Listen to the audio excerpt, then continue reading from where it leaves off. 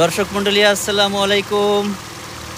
এই মুহূর্তে আছি রায়ান জৈব কৃষি প্রকল্পের দৃষ্টিনন্দন পুকুরে।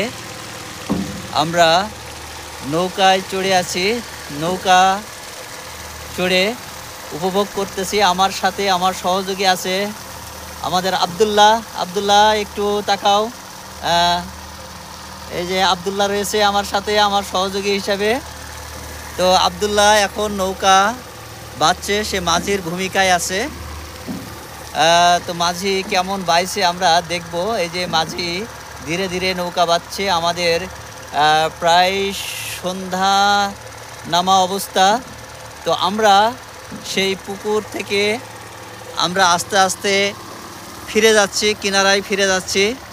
তো আপনারা যদি রায়ান জৈব কৃষি প্রকল্পে কখনো আসেন, তাহলে এই ছোট্ট একটা নৌকা আছে, সেই নৌকায় কিন্তু আপনারা উপভোগ করতে পারবেন।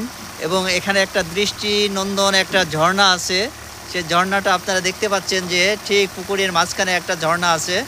তো এই ঝর্ণাটা যেমন দৃষ্টিনন্দন, তেমনই এই পুকুরে এরা অক্সিজেন সাপ্লাই দেয়, টেম্পারেচার রিডিউস করে, এবং এটা মূলত দৃষ্টিনন্দন। তো একই সাথে তিনটা ভূমিকায় কাজ করে: অক্সিজেন সরবরাহ করে, টেম্পারেচার রিডিউস করে এবং দৃষ্টিনন্দন। তো যারা এই রায়ান জৈব কৃষি প্রকল্পে এখনও নৌকা ভ্রমণ করেন নাই, এটা ইতিমধ্যে আপনারা জানেন যে রায়ান জৈব কৃষি প্রকল্প, এখানে বহু পর্যটক, দেশি বিদেশি পর্যটক এই রায়ান জৈব কৃষি প্রকল্পে প্রতিনিয়ত আসেন।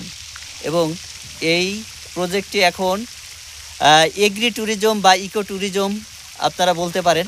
তো আপনারা যারা শখের বশবর্তীতে যারা ঘুরতে বের হন, তাদেরকে রায়ান জৈব কৃষি প্রকল্পে স্বাগত জানাচ্ছি। আসসালামু আলাইকুম।